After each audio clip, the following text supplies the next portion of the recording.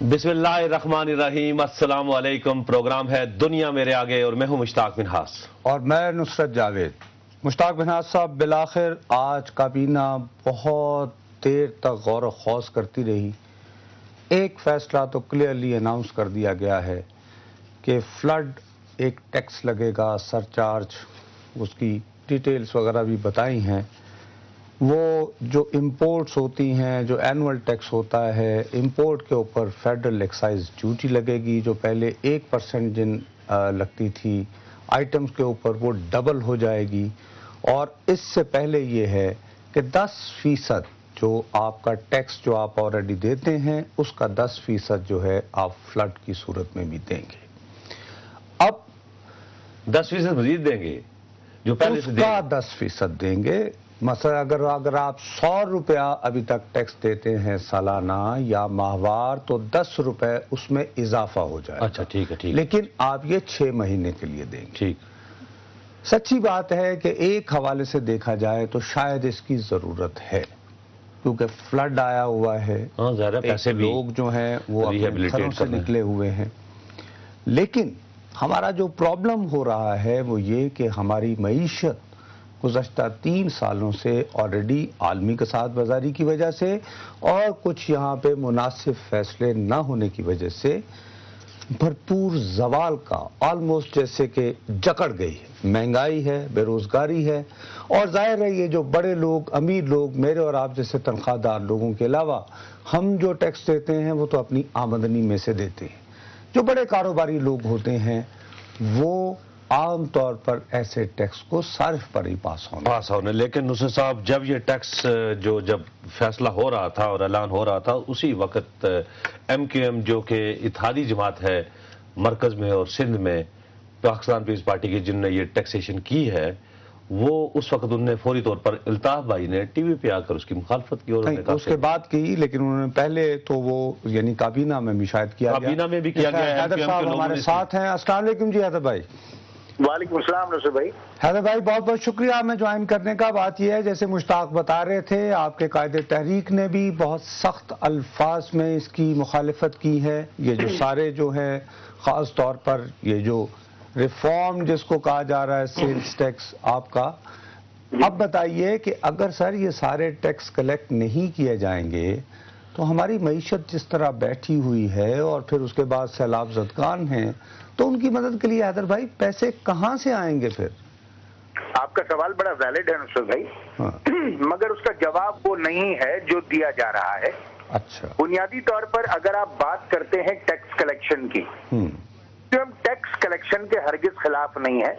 हम न सिर्फ ये चाहते हैं कि टैक्स कलेक्ट किया जाए, बल्कि उन लोगों से भी टैक्स कलेक्ट किया जाए जो पिछले 62 वर्षों से इस मुल्क में टैक्स एग्जेम्प्टेड है।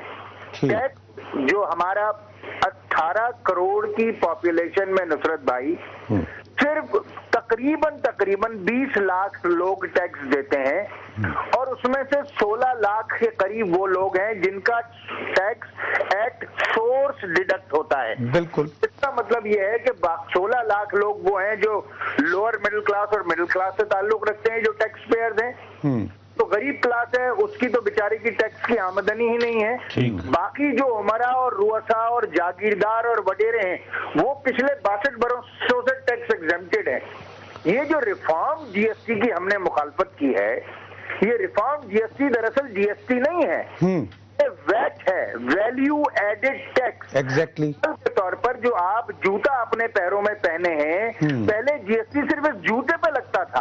अब इस खाल से लेकर जूता बिकने के मराहिल तक तमाम जितने भी वैल्यू एडिशन हो रही हैं, उसकी जितने मराहिल से ये जूता गुजर रहा है, उस पर टैक्स लगेगा, और उसका टोटल इम्पैक्ट 15% नहीं आएगा, बल्कि ये 26% के करीब इसका इम्पैक्ट बनेगा। तो उन्हीं लोगों को, गरीब लोगों को आप टैक्स किए चले जा रहे हैं। और फिर ये सोचिए कि जब IMF से बात हुई थी, तो IMF ये कहता था कि अपना टैक्स GDP रेशो बढ़ाएं। हम दुनिया के बदनसीब तरीन मुल्क हैं जहां पर डायरेक्ट टैक्स और इनडायरेक्ट टैक्स का रेशो दुनिया से बिल्कुल उलट है। हमारा तकरीबन 40% जो है वो डायरेक्ट टैक्स और 60%। हैदर भाई, आप जो एतराजात और तहफ्फुजात का इजहार कर रहे हैं, ان سے ڈس ایگری کرنا بہت مشکل ہے بھائی، ٹھیک ہے نا بات، لیکن میں عرض یہ کر رہا ہوں کہ آخر یہ معاملہ جو RGST کا یا GST کا چل رہا تھا سر، یہ آج سے تو نہیں چل رہا، سال کا قضیہ ہے یہ۔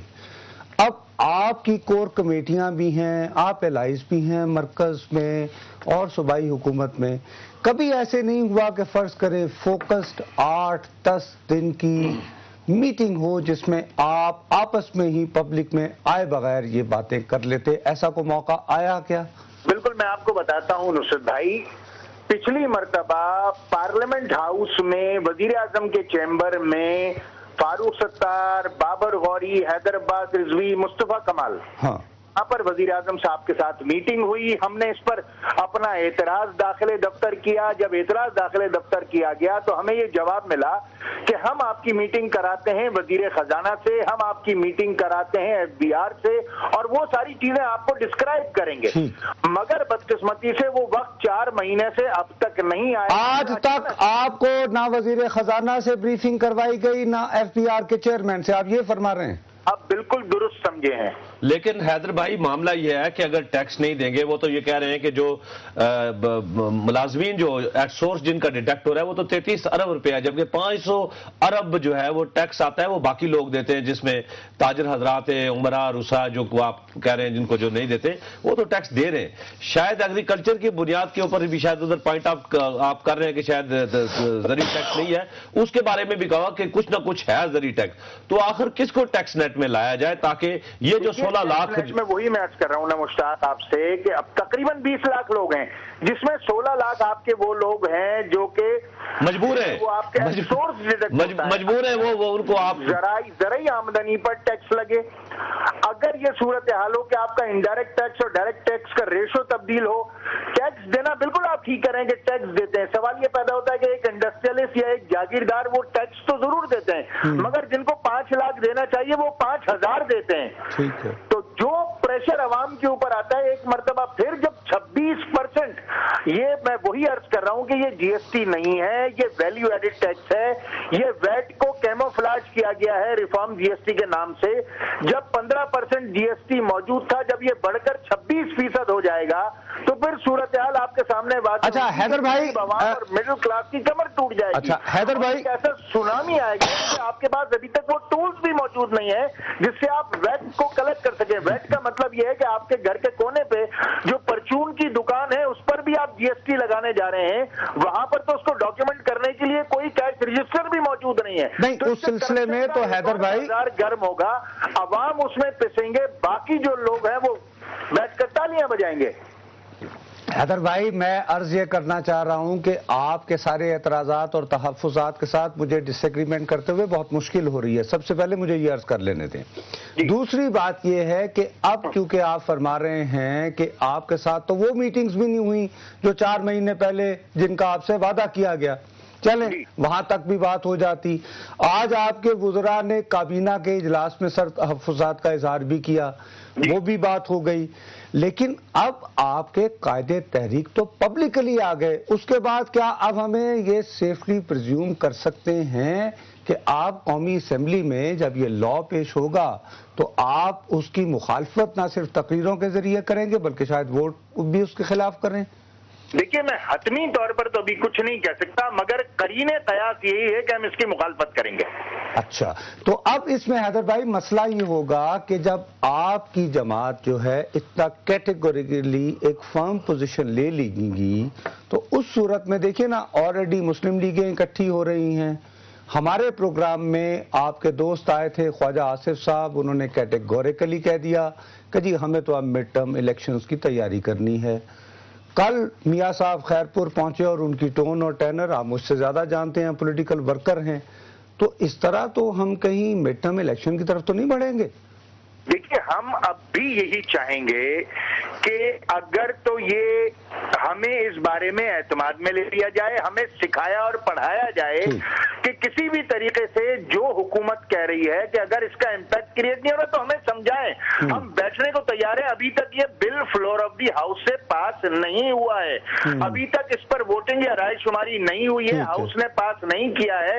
اب بھی وقت ہے کہ ہمیں آن بورڈ لیں، ہمیں FBR کے ساتھ ہماری میٹنگ ہو، हम बैठे वहां पर वजीर खजाना हमें इस बात को समझाएं कि इसका इम्पैक्ट क्रिएट नहीं होता। अगर हमारी समझ, क्योंकि जो इसकी जो कॉस्मेटिक्स है सामने जो अपीयर हो रहा है ये टैक्स, उसमें तो 26% इम्पैक्ट आ रहा है। अच्छा, इसके अलावा गुड के ऊपर हैदर भाई, जो फ्लड टैक्स जो है लगाया गया है, जो पहले से आप दे रहे हैं उससे ऐड कर लिया गया है 10% के, तो वो उसके बारे में वो 6 माह के लिए वो तो कम से कम ठीक है कि क्या आप समझते हैं कि उसके ऊपर भी आपके तहफ़्फ़ुज़ात हैं? नहीं, उसके ऊपर भी हमारे बिल्कुल तहफ़्फ़ुज़ात हैं, क्योंकि वो टैक्स भी उन्हीं लोगों पर लगाया गया है जो ऑलरेडी लोग टैक्स दे रहे हैं।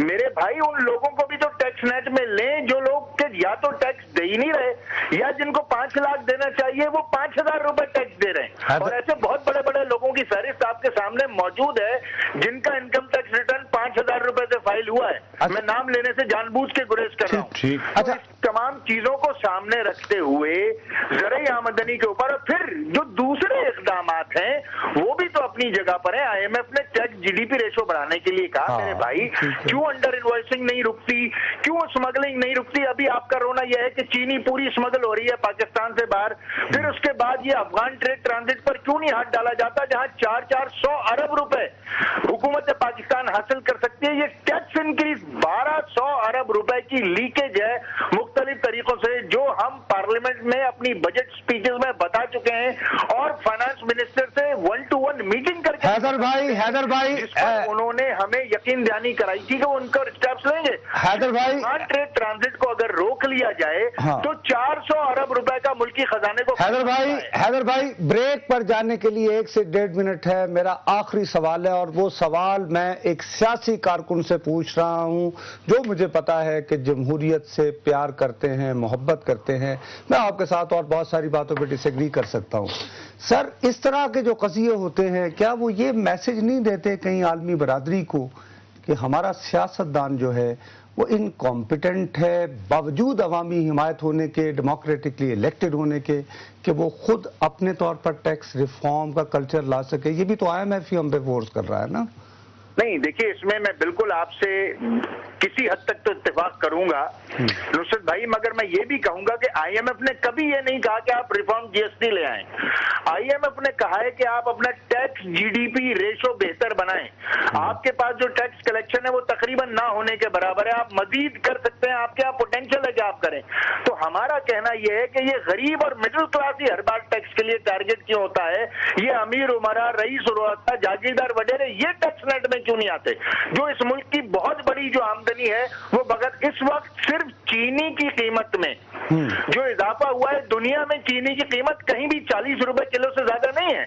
हम 125 रुपए किलो चीनी बेच रहे हैं। तो हमें इसको सोचना होगा कि आया जो चीनी की दरामद में देर हुई है ये हमारी नाअहली है या फिर इसमें बदनीयती शामिल है, क्योंकि आवाम को पिछले 8 दिनों में 18 अरब रुपए का नुकसान हो चुका है इससे। जी, बहुत बहुत शुक्रिया हैदर अब्बास रिजवी। बिल्कुल इसमें खाली ये बात भी नहीं है, बड़े बड़े शुगर कार्टेल है इस मुल्क के अंदर, एक माफिया जो बैठ के ये सारे 18 अरब रुपए सिर्फ चंद दिनों में कमा गया और उससे मजीद भी कमाने। नाज़रीन, वक्त है एक ब्रेक का, ब्रेक के बाद वापस आएंगे। RGST पे गुफ्तगू जारी रही।